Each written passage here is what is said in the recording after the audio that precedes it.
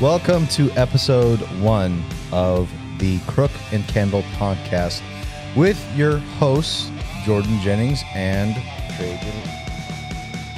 Okay. I thought you were going to say your whole name. Oh, Trejen and Tejas. Yeah, there you go. And yeah, I'm glad to be doing this again. We technically did our first episode. Had to get our feet wet. Yeah, got our feet wet. Which that was just more of a tester. Yeah. You know, I'm pretty sure. Make sure everything was working. Yeah, and it did. And honestly, it was a pretty good episode. But that was just kind of like us just going off the cuff and not really having anything planned and just kind of introducing what the podcast was exactly, what our plans for it was. And so, yeah. Anyways, we talked about this before, like the day before.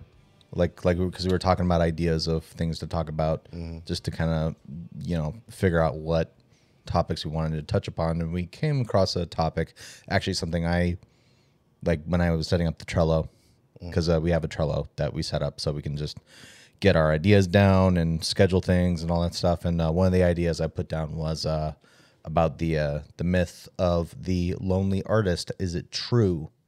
And if it is, what is it like from people who are creatives and have, and are artists and, have been in that realm. So, and I mean, I don't know if you want to start first or I guess I could start first, I guess, if you want. Ask me a question. Okay. Well, actually, I'll ask you first because you've been an artist longer than I have. This is true. Because, you're my dad. So, what is your experience with the whole lonely artist shit? Like, what is your perspective? I definitely believe that when you're it comes down to kind of the definition of lonely. I think the outside world will look at an artist and say they're lonely, which can definitely be true in some cases. Because when you're an artist, you tend to, more often than not, work in a vacuum. You're not surrounded with like-minded people. And actually, as an artist, it's kind of a, it can be hard, challenging to find other people. Right.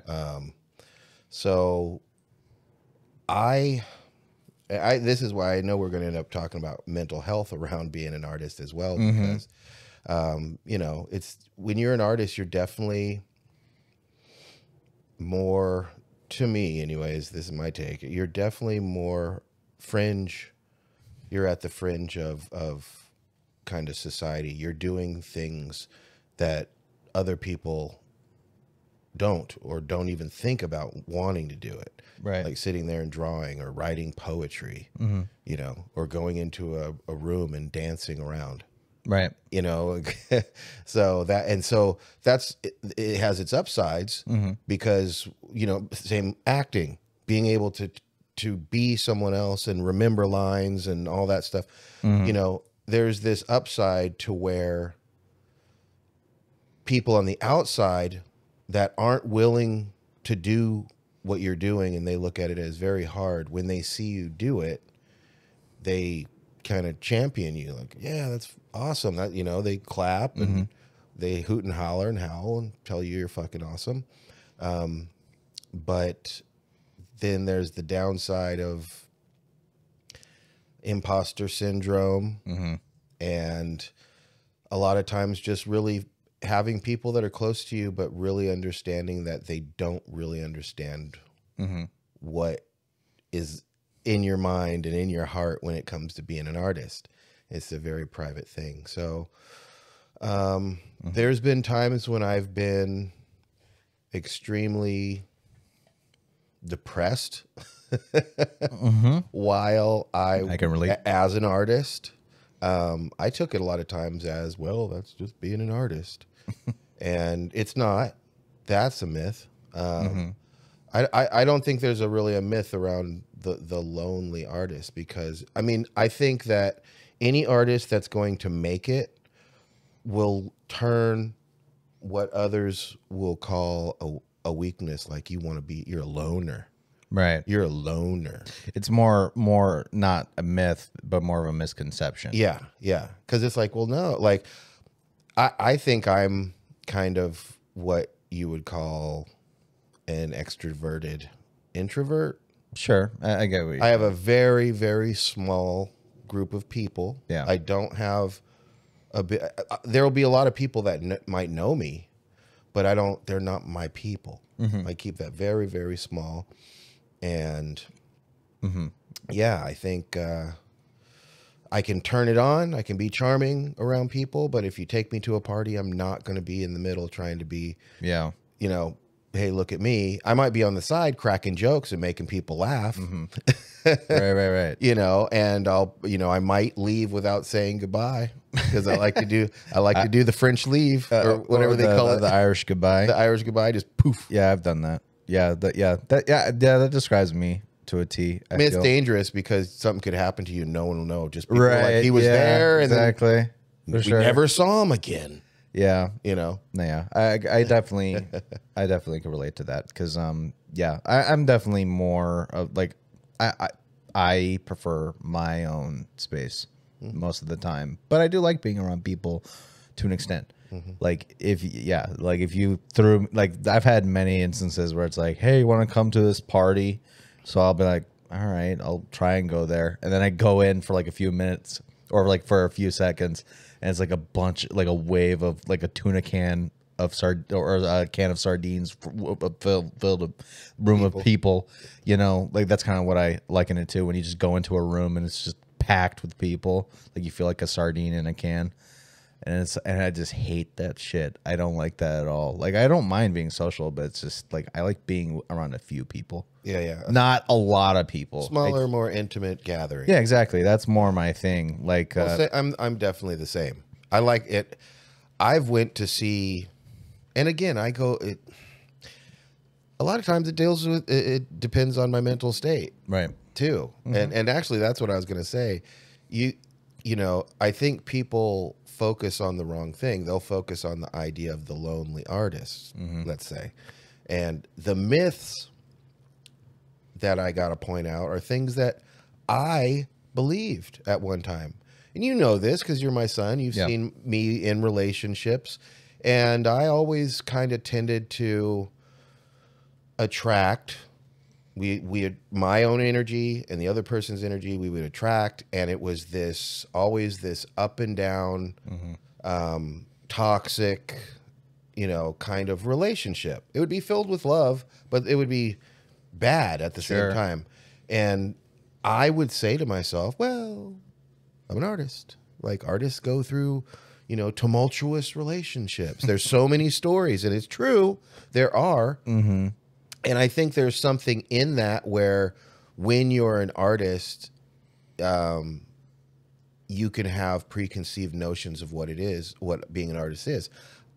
I read the book Junkie by William S. Burroughs way back and definitely wanted to try heroin because artists do drugs, artists drink or are drunker.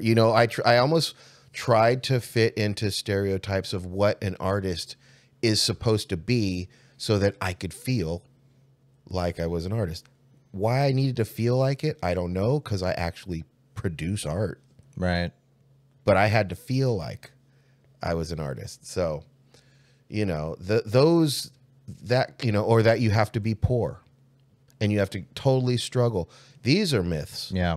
These are myths. And as a creative person, if you fall into the trap of believing in those myths, then you truly may end up being the lonely depressed artist. That's how that comes about.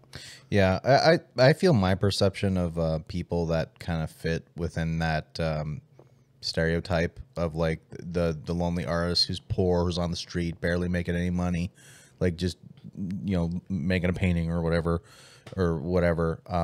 It's like horrible girlfriends and all that shit or whatever, horrible relationships, toxic people around them. A lot of it just comes down to the fact that how you are brought up definitely influences the way you progress in the world. But see, that's the thing is, as a creative, I would say there's more creative people who grow up in non-creative households. Sure. And they're the one where everyone's like, that's the weirdo. He's head in the clouds and he's always dreaming, and that happens. Me, yeah, I've been there. Like I mean, it wasn't like I was totally shot down for trying to be me, but yeah, just having people in San Jose, like whenever I would tell people like, oh, what do you want to do? I want to be an artist. Why do you want to do that? Don't do that. Like that, there's no money in it. There's no. Let me ask you something. This is something as we're talking, because our history is that there were some years where I was not doing well. Yeah, I was in Oakland. True. I was an hour away. You were in San Jose, but I was not doing well. Yeah, and so I wasn't around you. Yeah. So to me, I've always wondered. I'm like, I wasn't there to really influence them. Mm-hmm. So how did you, as opposed to going, I don't want to be an artist. My dad's on drugs and totally mentally messed up right now. I don't want to do that.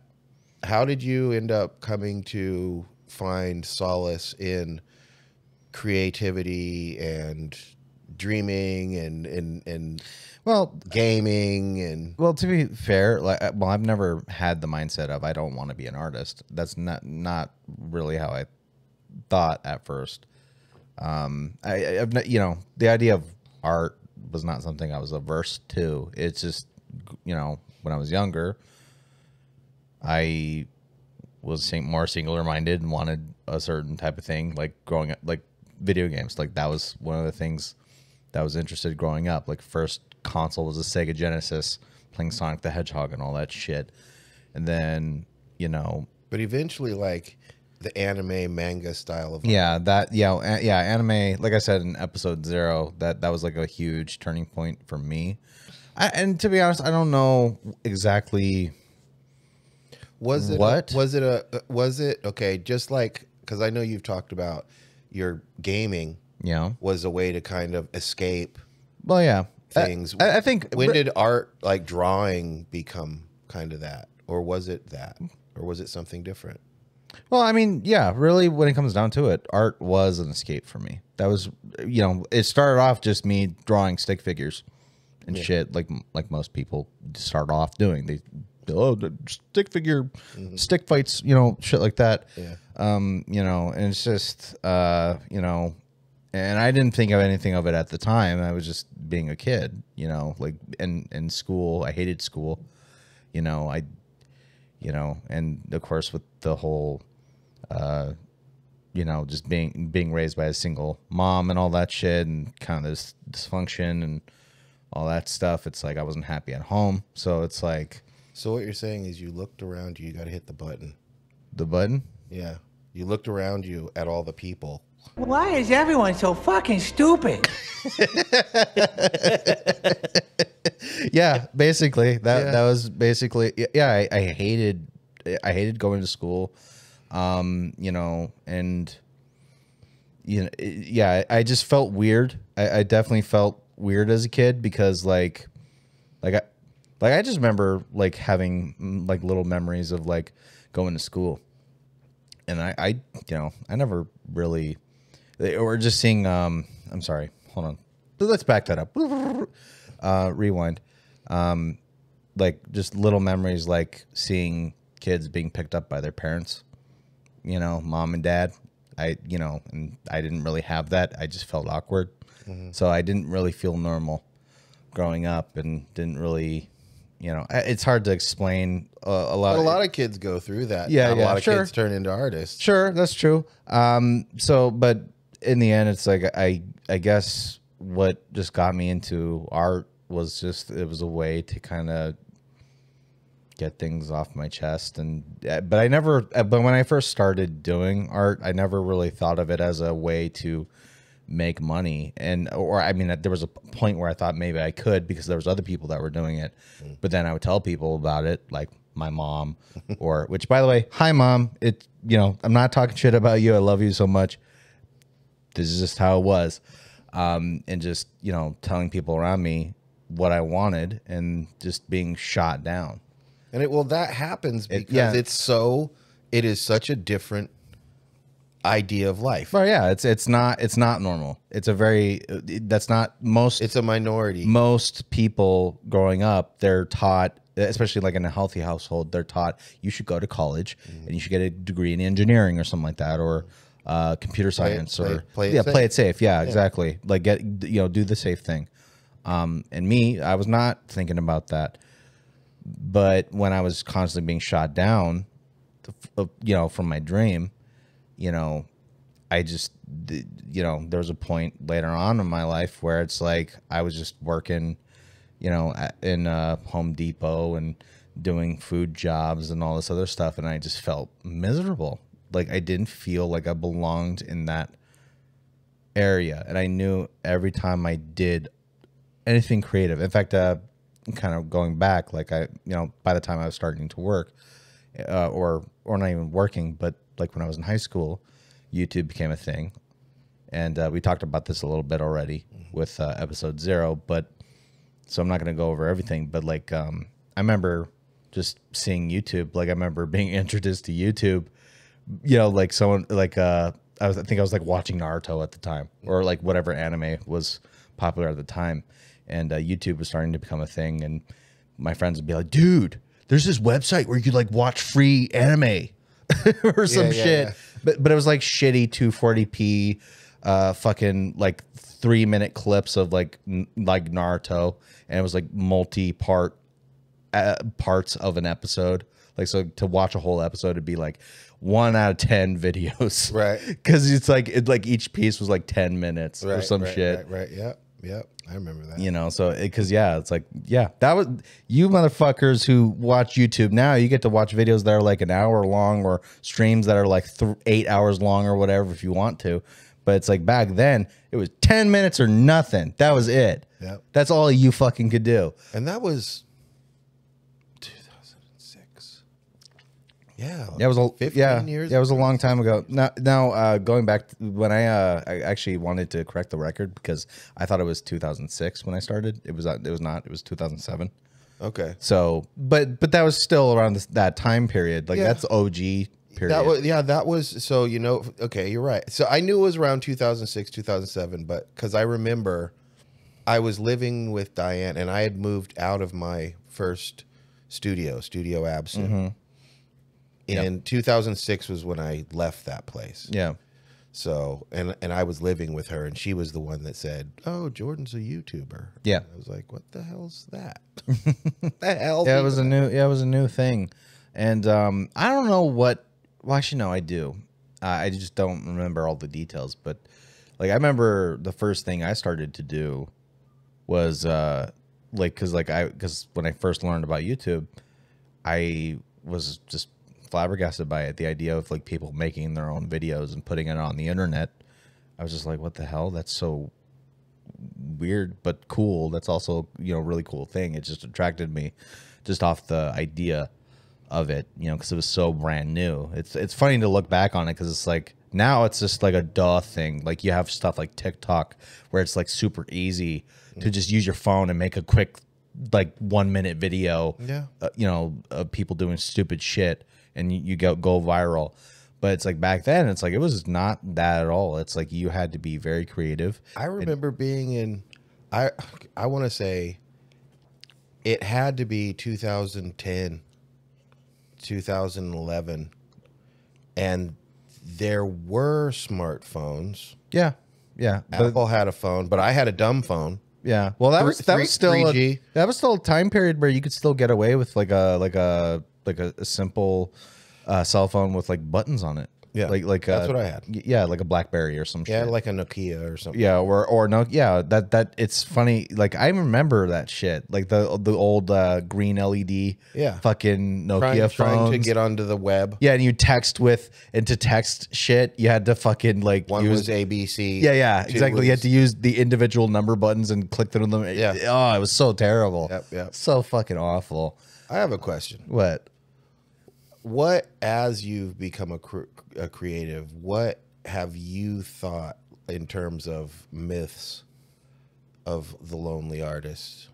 Did you believe that's the way it's supposed to be yourself, or did you ever, did you have an outlook that has changed around it, or do you feel like a lonely artist sometimes?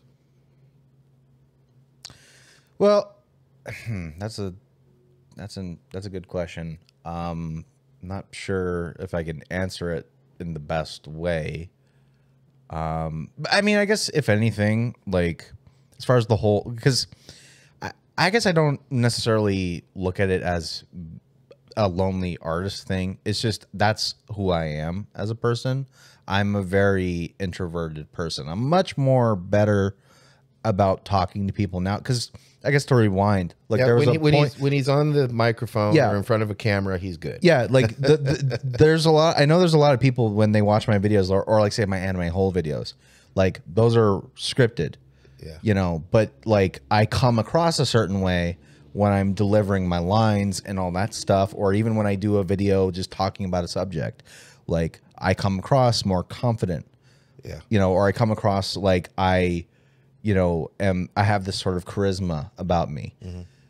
But the fact of the matter is like, I'm not that guy all the time. Not really. In fact, I'm much better now, because there was a point, I remember this so vividly. There was a point in my life when I was a kid.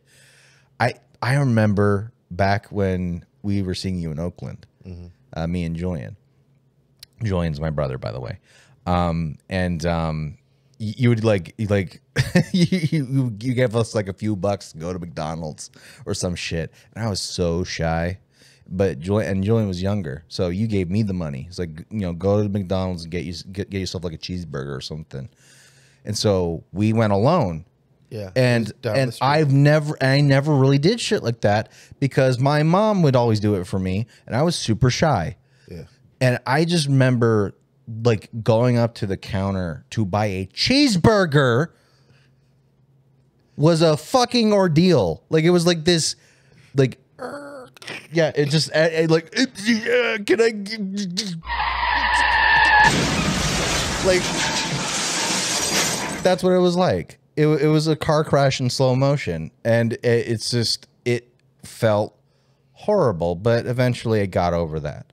In fact, I guess if anything, like, I mean, I hold on, I need to recalibrate for a second.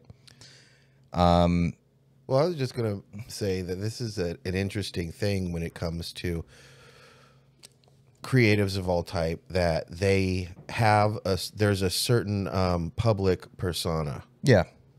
A front. Oh yeah. And what I mean, so many of our especially actors, man. There's so many actors who you would think from the outside they got it all. And they got millions of dollars and great house and Hollywood and all that, and they're doing drugs, in their house, and they end up overdosing. Yeah. What was it? Philip Seymour Hoffman. And Robin Williams killed himself. Yeah. Himself. It is. Yeah. Well, that's the thing. It's like, I guess going back to like just my perception of the whole lonely artist thing, it's like, I think if anything, the reason why I do look at the lonely artist stereotype as a huge misconception, just because when in reality, like, in my opinion, like the kind of people you see that are that kind of person and are doing that kind of shit, being artists and stuff like that, and they just kind of have this way about them that's not, it's just very different.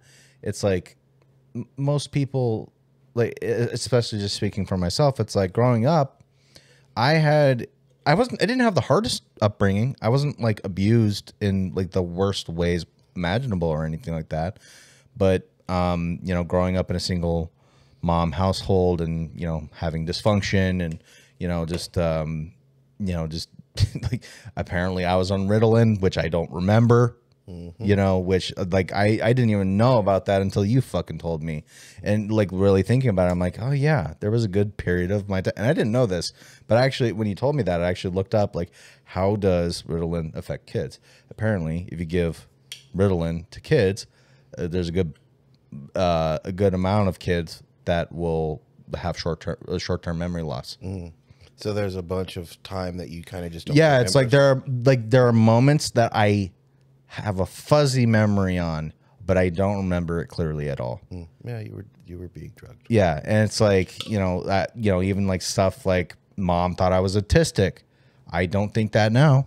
Yeah, yeah. Because I definitely know I'm not that now because Well, I think what they do is they put labels on a person's way of being more often than not to explain why the person is like that. yeah, exactly. But they're just a person, and certain stresses have affected them. Yeah. Like I again don't want to go off on your mom, but me neither. Just the idea that to never question whether it's something that I'm doing, the parent, that is the reason.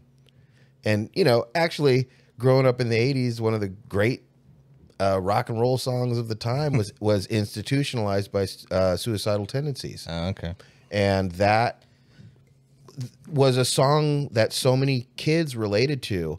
And that's when we started hearing words like, or terms like dysfunctional family and latchkey kids, because the kids would come home, no one would be home, they'd have to take care of themselves. And the family was all dad's sleeping over here and mom's with the pool boy or whatever, you know, but everyone's trying to make it look like it's all good, you know. But my parents did this with my brother Ryan. He's acting out. My mom and dad's our family, even though we're religious, Jehovah's Witness, and we were supposed to look like the perfect family, we were highly dysfunctional. And because of the dysfunction of the family, my younger brother was really acting out. And my dad didn't know what to do. And again, my dad wasn't like, maybe it's because I abuse my kids, or, you know, or so, none of the, Right. Never did he ask that. He just was like, something's wrong with my son. Right. So one day, guys in white coats showed up. Right. I have a question for God. Why? Yeah. So they put him in an institution for a while around a bunch of kids that were suicidal and tried to, you know, slit their wrists and stuff. And again, every kid was in there, not just because they were mental, Right. but because of their environment, especially at home. But it's never the parents, you know. So, yeah, it's I could see it being a. And again, I think that's the funny thing, is that a lot of artists and creative people come from environments like that. Well, yeah, I find that a good amount of people that are creative, even just people I've met who are creative, like my now deceased friend Jason. You know, he was a guitarist, you know, and you know, very creative person, very smart, you know, good dude, but he was fucked up. Dude was fucked up. I didn't know he was fucking a heroin addict. That, you know, just I remember when he died and I learned about that shit, I felt like he lied to me. You know, I felt like I was deceived, and it felt, but I also was sad because it's like I didn't know. Well, he couldn't share it with anyone. Yeah, and like they're just learning all this shit from his girlfriend, you know, about all that shit. It's just, that broke my heart, you know. And but that's the thing. It's like, yeah, like a good amount of these lonely artists, it's like a lot of them just, they use art as a way to express how they feel. And, you know, even like just what I'm doing, whether it's my anime whole shit, or just when I draw stuff, or, you know, just whatever, like, you know, it's just, I tried to use that stuff as a way to express what I feel about things, or, you know, and use my own personal experience to kind of relay how I feel about something. You know, and I feel that's how it is. Like, you know, because just with me, it's like, you know, I know a good amount of just my YouTube shit. Like a lot of that just came down to like I didn't have any friends really, or I did, but I didn't feel confident. I didn't feel good about myself. I had a shitty self-image, which I've gotten way better about now. I don't have that much of a bad self-image now, but there are definitely times where I still have to overcome that. Like, you know, like there was that one girl I was talking to you about. Like even just with her, it's like just fucking just having text exchanges, and then I think that something went wrong, and I'm like thinking did I you know, having these insecurities. I'm like, no. Which I think that is totally normal. Yeah, it's normal, you know. But you know, like, but it's just even just having to overcome those thoughts I used to have as a younger kid, you know, and just like that's a, you know, just. And you will, and anyone out there listening, you can grow through some of this. Yeah, you stuff. can overcome it. I mean, my experience, and you know this. Okay, I'm wearing a pair of blue Vans off the wall. I am wearing all black right now, but I'm chilling. But I wear colored shirts. I wear white T-shirts now. I used to not wear anything that had color in it. It was all black all the time. All my friends wore all black all the time. Everyone I was around a lot of creative people, especially Oakland. 15 years. I was around a lot of creative people, but there were a lot of creative people that were depressed. Yep. You know, would actually the black and that kind of look was armor against the world. You know, I listened to very dark, sinister, angry, fast music, you know, because it made me feel a sense of power in a world where I truly inside felt very powerless. And I think a lot of the people that I was associating with in the Bay Area were like that. And I remember basically it actually started before 2010 when I started questioning if I could be a different person. And there's a great line in Fight Club. If you wake up at a different time, a different place, can you be a different person? Right. And I remember, I think it was 2003, as a matter of fact. I can remember this because I went on a trip with my girlfriend Diane we went to Boston, but we ended up in Northampton, Massachusetts, staying with a girl I had tattooed when she was in the Bay Area. And we went to a show. It was Michael Franti and Spearhead. They're from San Francisco. And the ladies we were staying with had bought us tickets. So we go into Northampton, college town. Very beautiful. It's like the Pacific Northwest with all the beautiful trees and everything. And I remember this is when I had my long dreadlocks. And I remember being there, and there, Michael Franti, his band, and they had this incredible positive message, especially a positive message that they're relaying to the people listening, knowing that the world is crazy and scary and hard, but to, you know, keep a positive view. And so literally I would cross my arms like, listen to all this positive fucking bullshit, right? Yeah. And then I would find myself grooving and dancing. Yeah. And then I'd catch myself. And I'd cross my arm. What the positive, stupid. Right? And at a certain point, I remember I grabbed Diane and I dragged her to the back. And I think I kind of had a mini meltdown. Okay.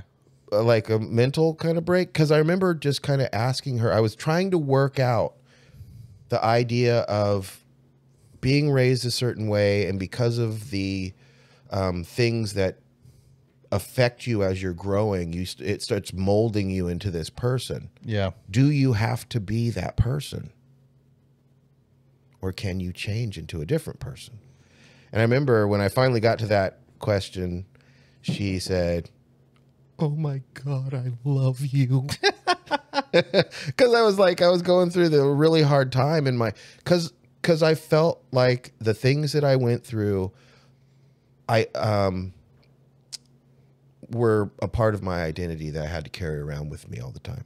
And again, I have to bring this back around to the mental health issue within, you know, the creative community at large, because I think that is something that weighs heavily on people.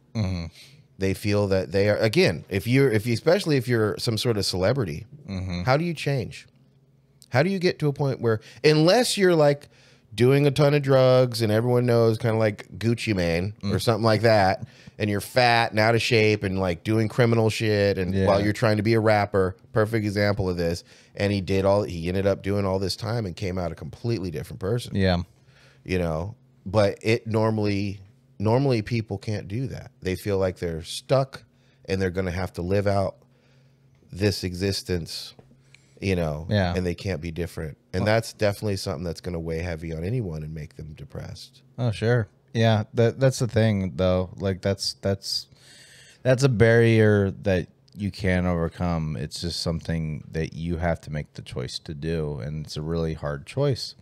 And it's really sad when, because I've seen this happen where it's like, there are people where it's like, they have this block, like they have this mental block or whatever, like whether it's like their circumstances or whatever, you know, like they grew up a certain way and they feel fucked up and all that stuff. By the way, if you have any sort of issues that might require talking to a therapist or something, stop it. Get some help.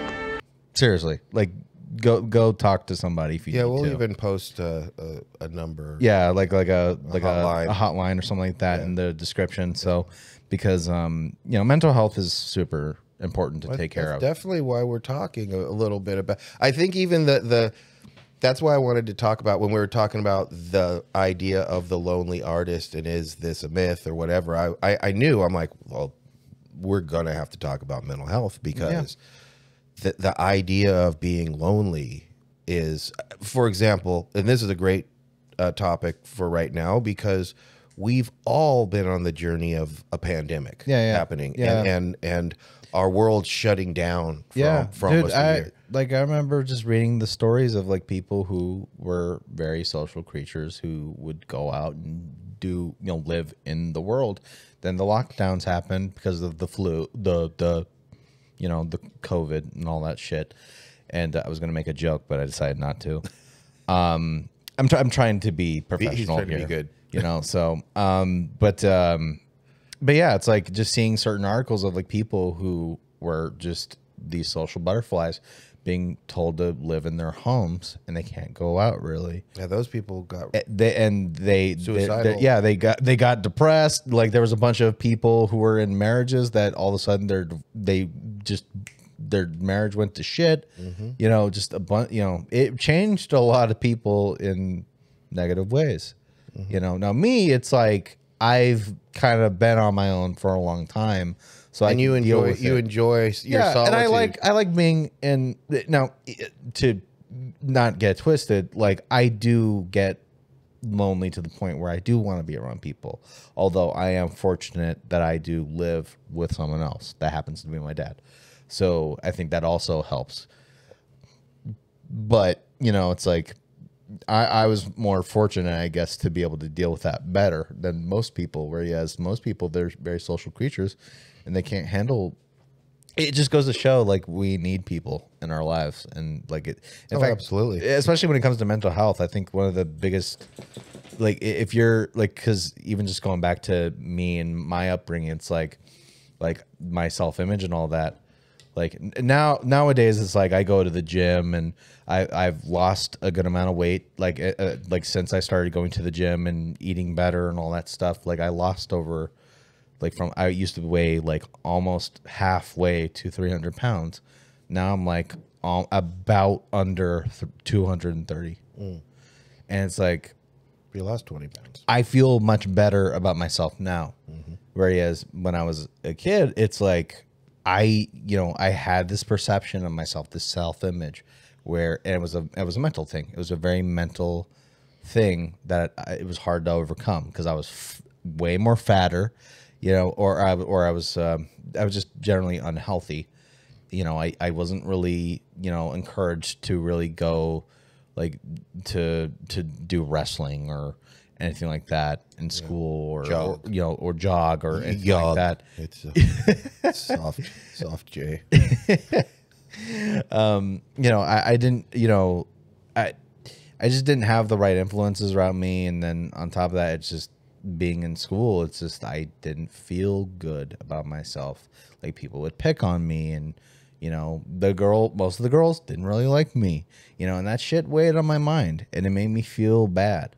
And that, you know, that's stuff that became my identity, I guess, being the lonely fat kid that drew in his journal, you know, and stuff like that. And so, you know, and I didn't really want that, but I just didn't know how to get beyond that for a long while. But the fact of the matter is like, you can get over that. It's just, you have to have the right people around you. And you have to be willing to be around the right people and identify when you're in, like, when you have the wrong people around you.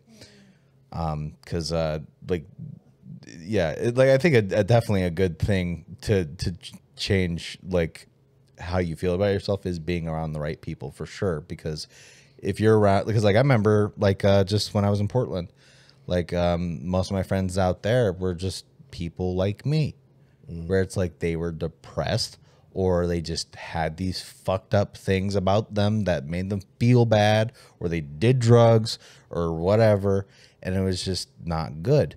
And so I didn't really progress until I eventually did. In fact, when I started to identify the issues with myself and I wanted to change, and in fact, I want to say the moment I really started to change was when I did those what was it? The open mics, the comedy open mics. And that was when I started to kind of feel a lot better about myself. And that's when I started to kind of detach from my old friends and all that. Although I think the moment that really kind of made me shift into a different mode of being was when I had that moment with that one girl who will not be named. And, you know, I had this like, oh, I love you moment, you know, like all that shit. And just, I got dropped like a sack of potatoes, and that really made me feel bad. But then I eventually just took stock and went, you know what?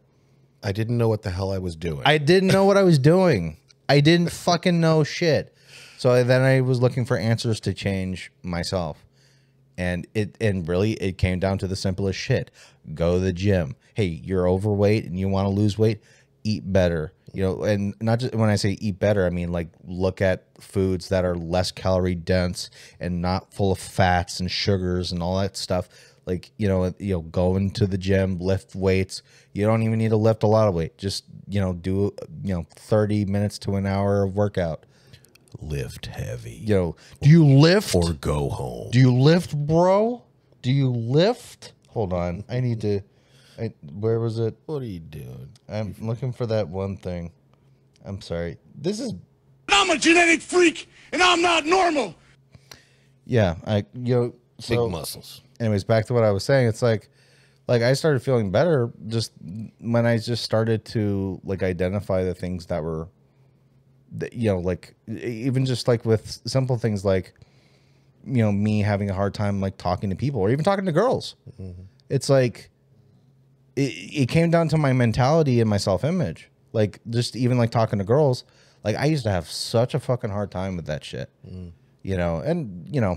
it's still hard, but it's never not an easy thing. But it's also one of those things where it's like when you have a better mindset about yourself and how you operate in the world, it's a lot easier. Especially it's like, here's the thing, people, hot girls are people too, and if you could just get over the fact that they look a certain way and you may look not as good as them, like at the end of the day, they're just people too. And once you get over that, you can talk to them. Yeah. And that's something I found out, just growing up. People are people. People are people. And as everyone's a matter human. of fact, I think it was you didn't say it was your brother, but I think we had went to a Dystopia show, the band Dystopia in Berkeley, and I was watching you guys.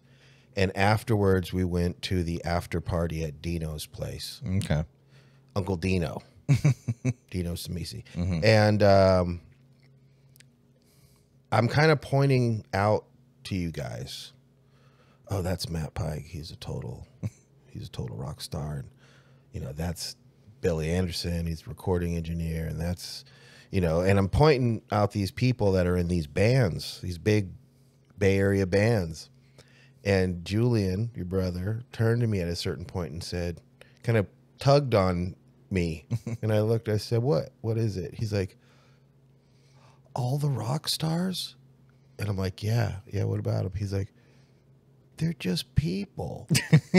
And I was like, that's right. Yeah, they're just normal. They just do. Exactly. They choose to do something different. Yeah. You know? Yeah. That's the thing about people. When you just realize that everyone is just human and they are just going through their own human experience. And, you know, it's,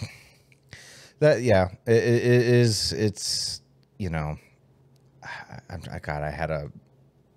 I had a thought and I just totally lost it. Poignant thought. Gone. I hate it when my thoughts go down a fucking memory hole and I don't know where it went. Yeah. No, I remember what I was saying. So, like, you know, it's just at the end of the day, it's just like just going back to the whole lonely artist shit and all that stuff. It's like the reality is, like, you know, lonely artists are just, you know, they're people just like everyone else. It's just they took a different path to, you know, they took a path that made sense to them, and that was what they chose to, you know, whether it was to deal with their own like reality and to kind of express themselves, or just, you know, that's just who they are, and they just felt that was the most comfortable way of going through life. Well, I think a lot of, again, you pointed out, you said that you think it's a misconception because It is. Because what happens is people that aren't creative or artists or musicians or whatever, it's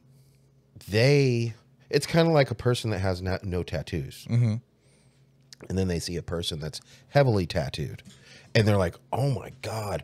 Or they're not tattooed and, excuse me. It's all right. It's not COVID. I hit my vape pen.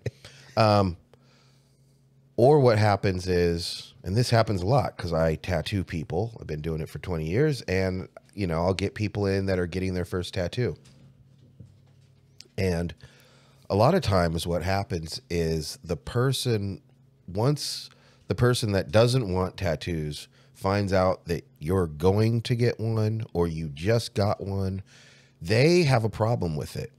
And the problem is, it's not that you got the tattoo or that you want to get the tattoo.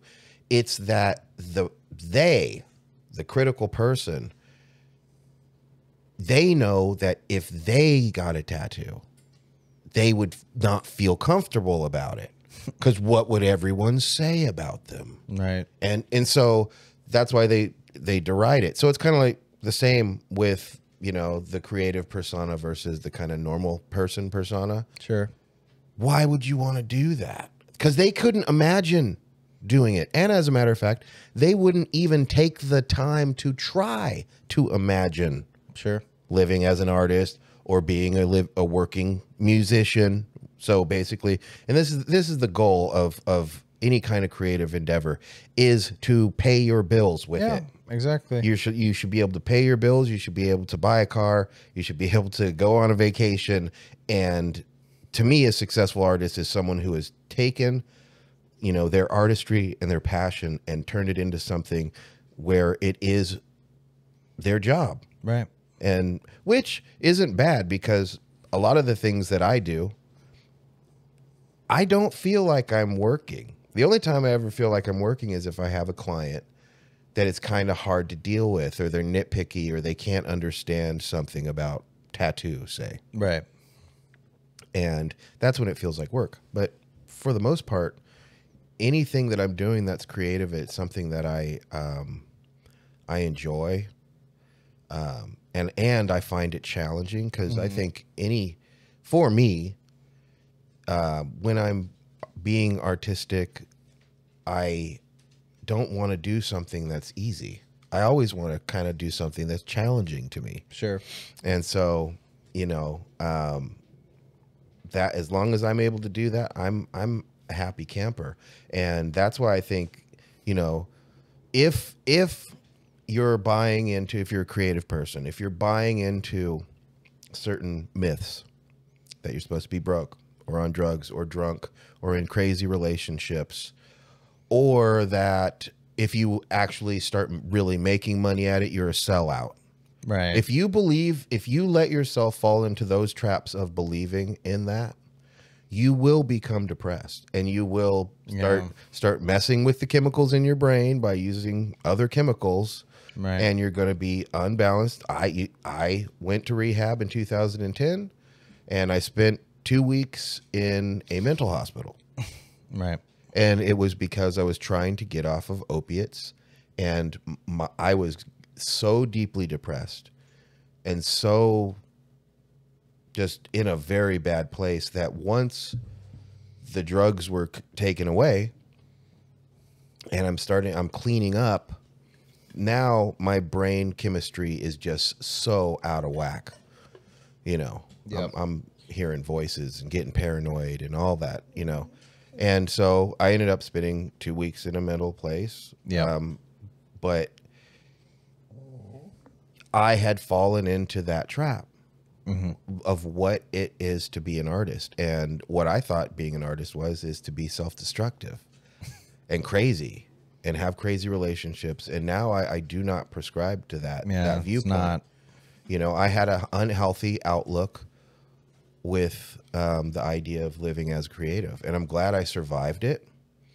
And since then, you know, you've seen me because there was a period of time we weren't around each other, Right. And then 2010 rehab, 2011 really got myself together.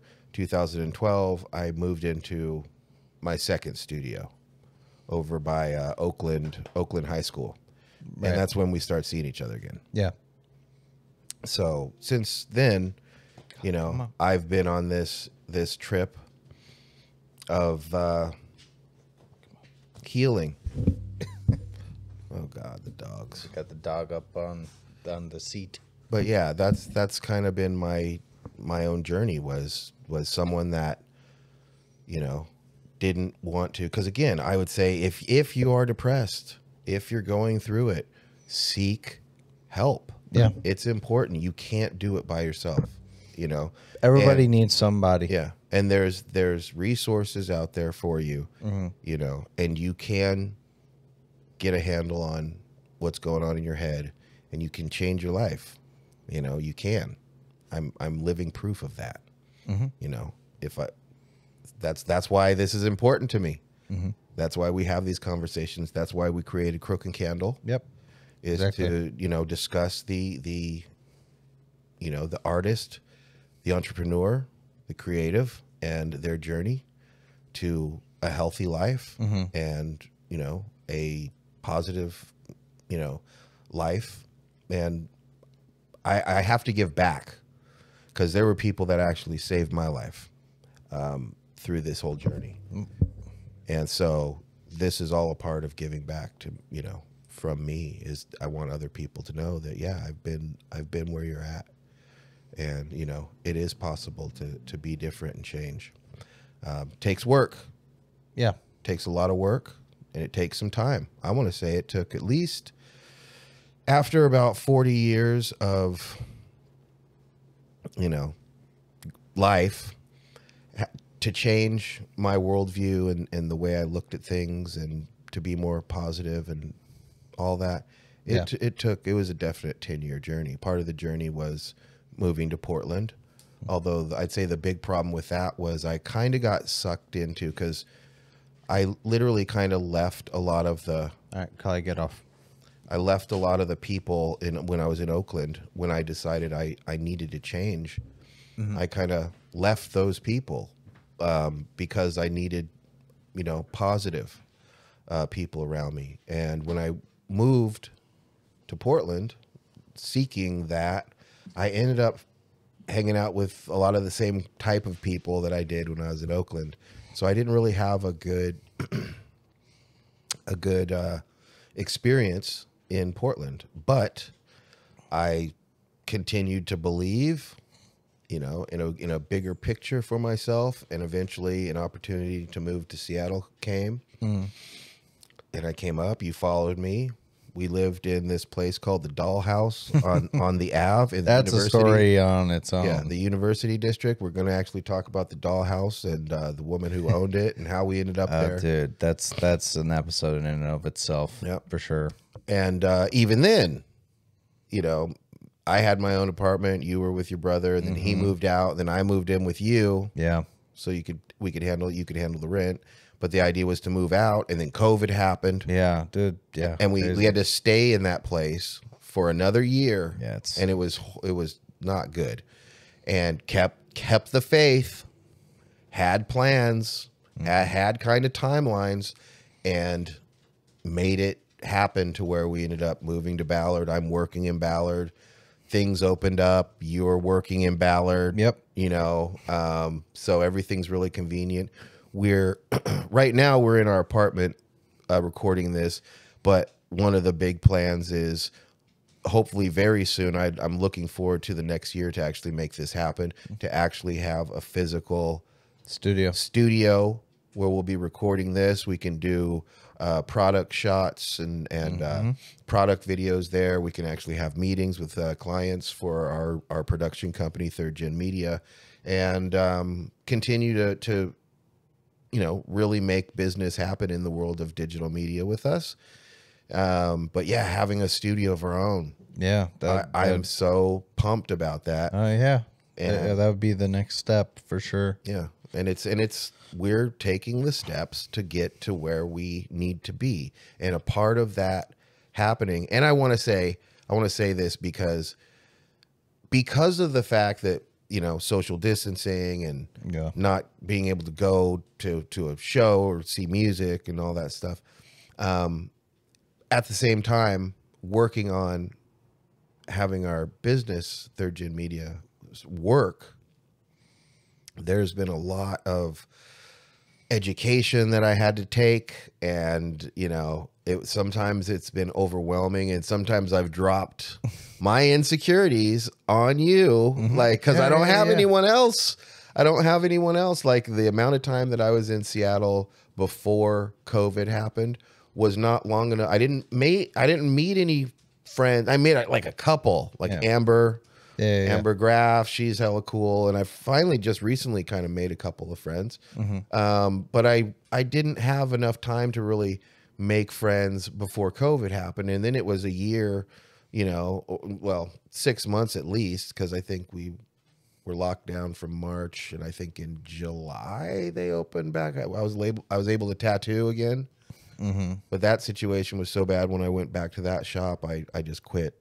I'm like, nope. And then a couple months went by, and I ended up at Northwest Creations, where I'm still at. I love that place. And we're definitely probably going to end up shooting something over there. I would love to do that, because it's I'd like to do a mini doc on kind of me and what I've done. And you know, I'm 50.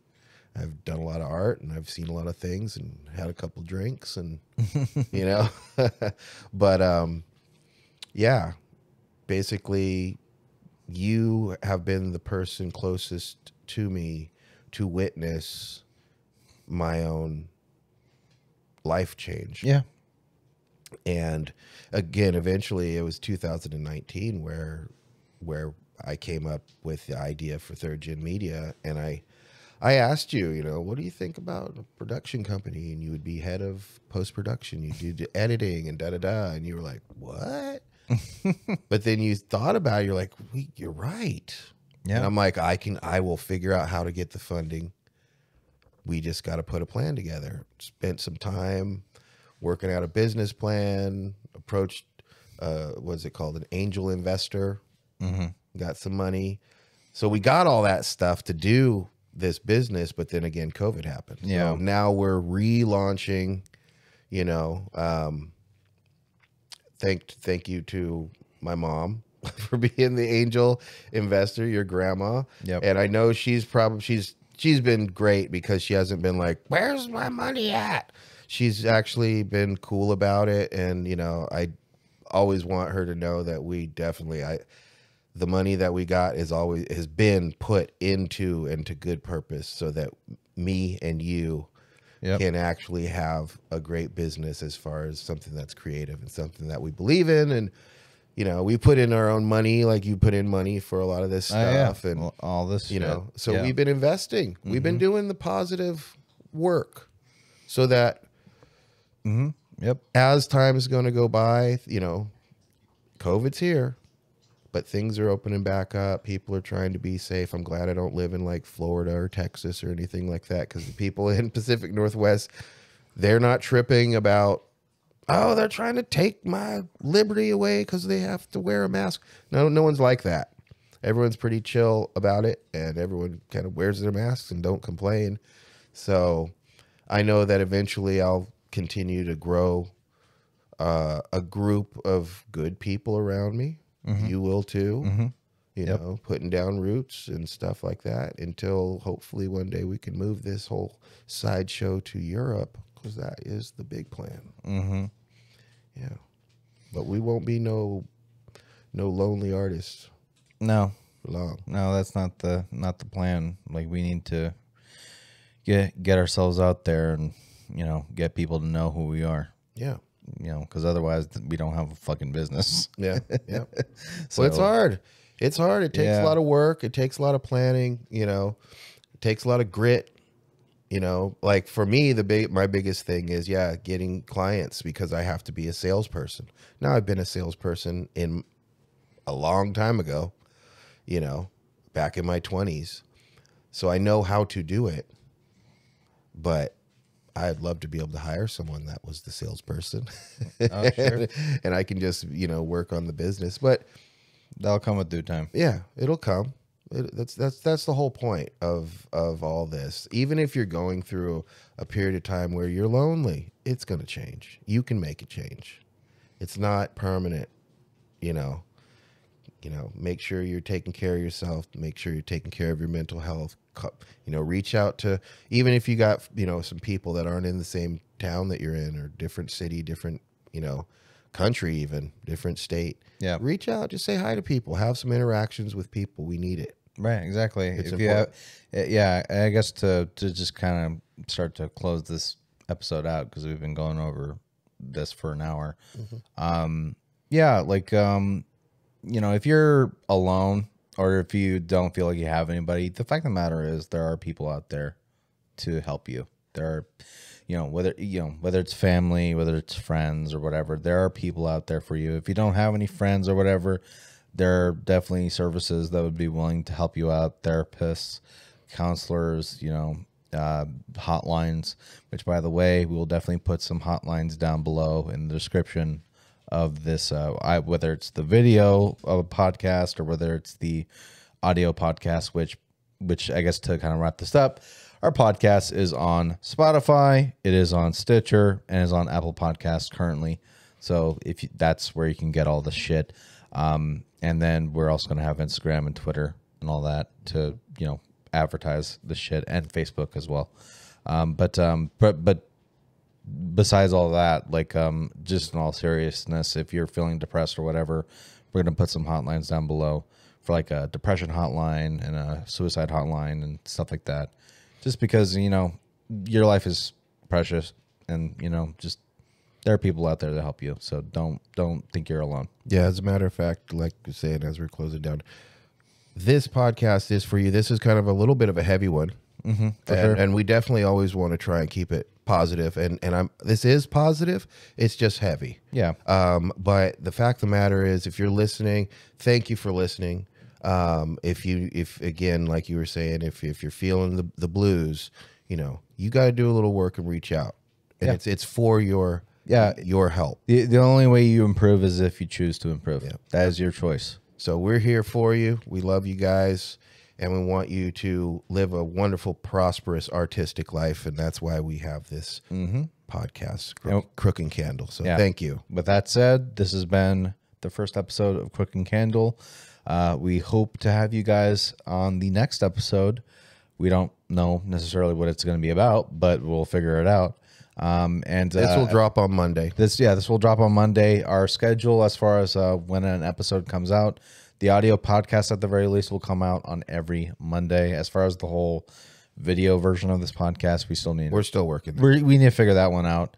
We're filming it. We just not sure. We just need to figure out how we want to present, distribute it, and all that stuff. So, but yeah, like I said, we have the podcast on Apple Podcast, Spotify, Stitcher, and our home base, which is where we distribute the podcast through audio, Launchpad 1, which all those links will be on our bio.link, which is, I believe, bio.link/Crooke and Candle, which is just CROOKE and ANDCANDLE. So again, bio.link/Crooke and Candle, all one word. And that has all of our links on it, which is our social media, and all the links to all those distribution platforms. So go support us. We're at it. And definitely let us know how we're doing. Whether it's on our social medias or whatever, let us know whether we're doing good or not. If you have any feedback, that would do a lot. It would do a lot for this podcast for sure. If you have any sort of questions or any ideas that you'd want to throw our ways for like a good topic for the podcast, let us know. That'd be really cool. Because I think a good thing that would make this podcast better is actual involvement of the people listening to this. Absolutely. So, and with that, we're out. Yeah, have a good one. Take it easy. See ya.